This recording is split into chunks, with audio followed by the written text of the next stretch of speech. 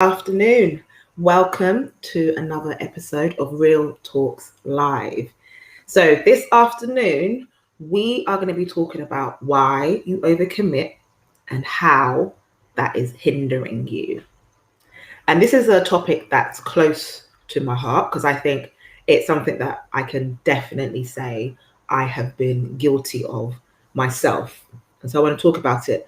And particularly in the world of work, in this environment that we have, that is quite pressured, very pressurizing environment, and there are a lot of unspoken rules and expectations around the things that we do, which often makes us feel like we show our dedications, our capabilities, and efforts by working hard, doing more, which often ends up in overcommitting. So that's what we're going to be talking about today. And we're going to talk about what overcommitment is, so seeing what that is, and some of the ways that manifests. What's the underlying reason why we are doing it? Not what we tell ourselves, but the actual reason why we are doing it. And then finish on how do we stop overcommitting. So that's what we're going to kind of run through. So let's start at the beginning. So the beginning of all of this is, what is overcommitting? So overcommitting is us doing more than we are capable, more than we have, sorry, not even capable, more than we have the capacity to achieve. And I say capacity over capabilities because often the additional projects or tasks or work or responsibilities that we get involved in, we are very capable of doing those things. So these are all things that we can do. The problem is that we are just one person, and we end up taking on roles and responsibilities of 2, 3, 4, 5 people and expecting that we're going to be able to be successful at it. And that's not true. So overcommitting happens because we take on more and we're stretching ourselves than we have the capacity to do. Okay. So basically it's biting off more than we can chew. We could do each of them, but not everything at once. And that's what we start doing. So why? Why are we in this cycle of overcommitting? Now, the truth of it is, underline it, it's got to do with the fact of us feeling enough. We don't feel like we're good enough. We don't feel like we're successful enough. Maybe we haven't been strong enough. We haven't been assertive enough. You know, often it's wrapped up in this belief that we are not enough. And so naturally, what do? If you don't think you're enough or you don't think you're doing enough, your natural reaction is to do more. And that's what we do. When the reality is, it's not that we're lazy. The problem isn't that we aren't lazy or that we're not good enough. In fact, it's the overcommitting that is causing these problems. And so how does overcommitting manifest? What does it look like? What do you see? So one of the biggest things that you'll see is you saying yes to everything. Okay, so that's the first thing, that you're going to say yes to everything. So, or you take on a new project or you want to do something and you'll say yes to it. And we do this because starting something new is quite exciting. It's quite good. You see the potential that you have in it. Someone asks you to do something and you also want to help. Okay, so we are constantly in this space where you want to help other people. And that feels good. It feels good to be in the position to be able to help other people. So you say yes. It also feels good to actually take on tasks. So again, you say yes. So, but what happens is you are saying yes to lots of different things, but do you have the capacity to do all of them and do all of them well? And often the answer to that is no. So that's one of the first things that happen. And then also what happens in that is we're saying yes to all of these other people and all these other things, which are really great. We get really excited, but there's 2 problems here. One of these problems is that when the going gets tough, and that often happens in anything that we do, we hit a sticky point, we don't necessarily have the momentum to start and continue with that. And so it falls off, which then goes back to this point where we think, okay, you know, I lost interest, I fell off, I didn't do well, it's me, I'm a problem, I'm not enough. Okay. And the other part of that is as well, we often say yes at the detriment to self. So we put other people's needs, goals, what they want to do in front of our own. And so yet again, we are giving more to others than we are giving to ourselves. And then so what happens? What happens is once you've done the most for everybody else, you don't have anything left for yourself. So naturally, the things that you wanted to do, okay, you don't have the energy to do it. So again, it doesn't get completed. And the cycle continues because you lie to yourself and you tell yourself the reason that you're not getting to where you want to get to is because you are not enough. You are not dedicated enough. You're not committed enough. You are not doing enough. And then you go back to the cycle of doing more. And other areas and other ways that this overcommitting kind of manifests and where you will see things is from the fact that we are afraid of success. So to actually think, what would it actually feel like and look like if you didn't bite off more than you can chew, you didn't keep taking on new projects or tasks, you wasn't constantly trying to help other people all the time and do all of these things. What if you just picked one thing and you stuck to it? And all the energy that you're giving in all of these other areas, you stuck it in this one area. What would that feel like? And the thought of that, the thought of doing that fear is what often holds us back. That fear is what prevents us from moving forward. So we end up in the place, okay, where we unconsciously, but we sabotage ourselves because we take on more than we can achieve or do well. And so you either end up being really successful in helping other people, or you, whatever these tasks or things that you're doing, you don't do as well. And the thing is, by overcommitting, we can often end up disappointing other people because you can't get all these things done. And you've all had experiences of this. Someone gets disappointed in the end when you drop the ball. But most importantly, you end up disappointing yourself because you're impacting on your happiness, being busy all the time. Okay, so you're impacting on that, and as well, you are impacting on your ability to actually be successful later on. You're inhibiting yourself from doing that, and so these are the ways that overcommitting kind of presents itself. The underlying reason on all of this is about a belief that we are not enough. And as a result of that enough, the natural thing that we do is we say, I should do more. And often we do that more and take on more and say yes because it's exciting.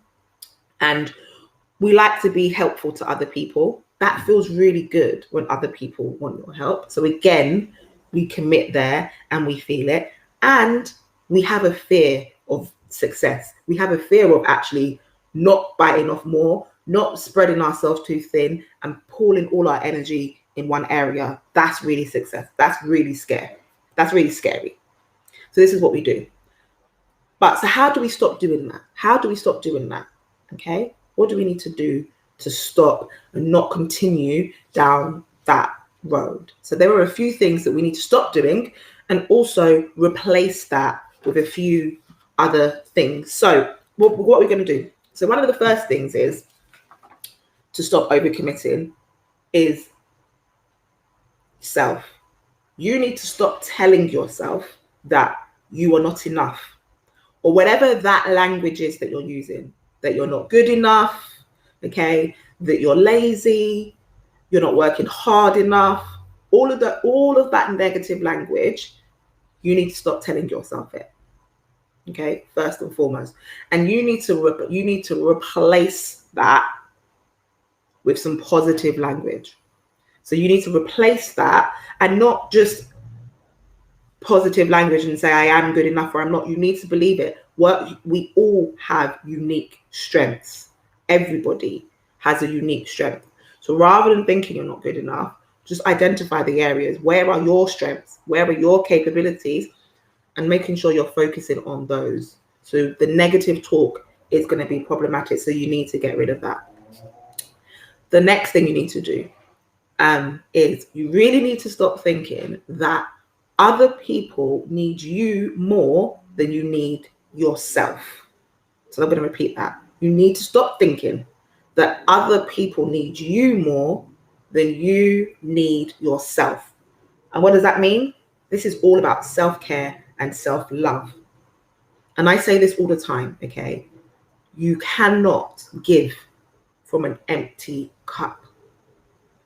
Okay? You cannot give from an empty cup. And also, if you do give from an empty cup, you feel very, very resentful. So you need to put yourself first, okay? Self-care and self-love is not selfish. It's in fact, okay, one of the things that you can do to put you in a position to be so much more useful to other people. So take care of yourself. Identify what is it that you really, really need on various levels. And I'm talking about what is it that you need physically. So things such as, we're all guilty of these things that we don't think about. Working through lunch and not eating, missing breakfast, not having dinner, or it being the last thing that you do, not getting enough water, not getting enough sleep. You can't function effectively without sleep. So not getting enough sleep, not getting enough exercise. Okay, your body is your temple. So getting the exercise, that's all the physical stuff.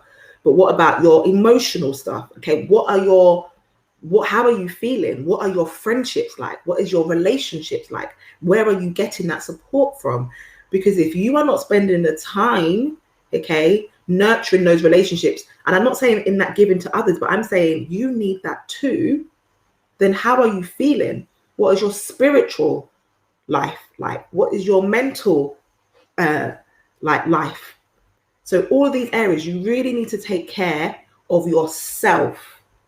And because once you are doing that and you are content in those areas, your cup is full and it's overflowing.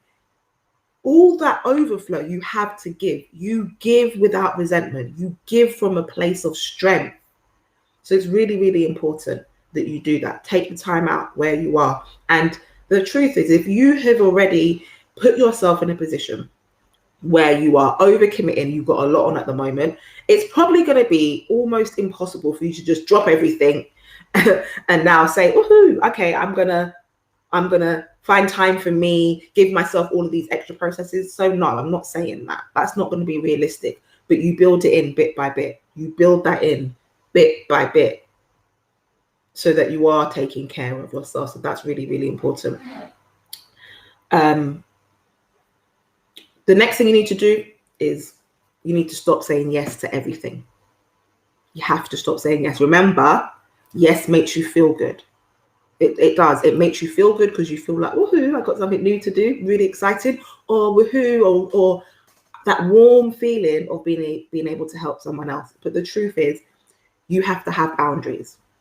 So you need to identify your boundaries, know what those boundaries are, identify your non-negotiables, and then you need to say no when those lines are blurred or crossed. You really have to, because otherwise you're going to remain there. You're going to remain in this place where you continuously over commit.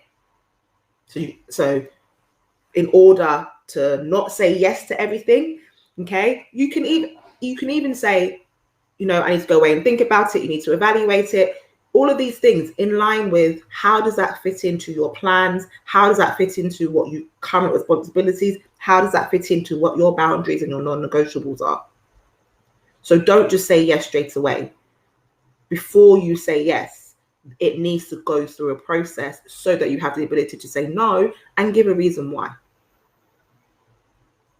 That's what you need to be able to do. Another really big one is You need to stop busying yourself. So that's that whole process as well.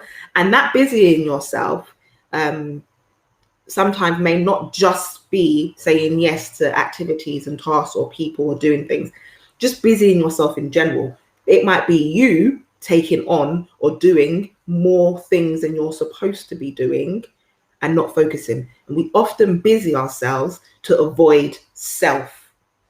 You don't want that moment of silence. You busy yourself because you're running away from really sitting in silence and experiencing something. You need to stop doing that. You actually need to schedule in some quiet time, alone time, uninterrupted time with yourself, and tap into genuinely, how are you feeling? How are you feeling? How are things going? What is a problem? Why are these things a problem? In a quiet, interrupted space, so that you can strategize about how you're going to get over any issues, whatever they may be.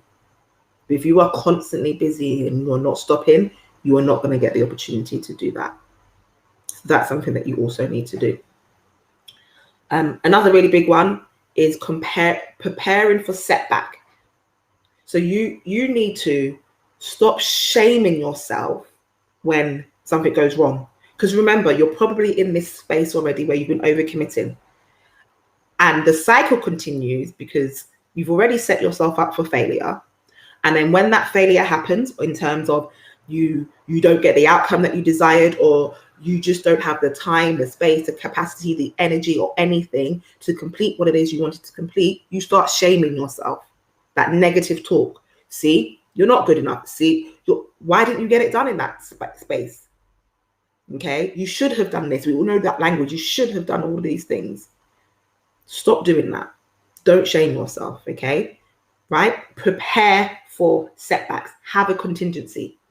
And because if you start doing this, remember, if you are making sure that before you say yes to things and get involved in things, you are analyzing and evaluating this process, you can have contingencies in place. You can then, first and foremost, hopefully, it prevents you from taking on things that are going to definitely bring you down into a road of failure. But also, generally, even if you have done all that and taken something on, setbacks happen. Life happens. We can't control everything. So if you have thought about the mishaps beforehand and you've got some contingencies in place, then when it happens, you are less likely to get into that self-fulfilling prophecy of you are not good enough and you should have done better, and shaming yourself. And you're going to have the tools in place to pick it up and make sure that you can continue. So that's really important. And the final one in all of this is about comparing yourself to others. Don't compare yourself to other people. Okay, stop comparing yourself to other people and then using that as false evidence as to why you are not good enough, why you're not committed enough, why you're not going to be successful in all of those things. What people share, very few of us, we don't necessarily always talk about how difficult the journey is to success or to doing something, the hurdles that we have along the way. You often only see the positive outcome. Okay, that's often what you only see. And we're all different. So don't just be out here comparing yourself to others. Focus on your strengths, your unique capabilities, and how you can utilize them. Focus on them and be grateful. Practice gratitude for where you are, because there is always something that we can be grateful for, and bask in that. And if you do all of those things, it's going to help you make sure you don't now feel like you're not enough, so that then you have to do more in areas which you don't, which in the long run, that is what is preventing you from being where you want to be. It's not you are not good enough or you don't deserve it or any of those things. There is a little bit of self-sabotage when you overcommit. So, on my final point, what I want you to think is, what would you prefer? Would you prefer to be constantly in the fast lane, biting off more than you can chew with your head barely just above water? Or would you like to be on a road to success, okay, where you are achieving all your goals, ticking them and hitting them out of the water along the way because you focused on them. I know which one I would prefer, and I'm quite sure you too would prefer a road to success. So that is me on Real Talks Live, talking about why we overcommit and how it hinders us. I hope you enjoyed. Thank you.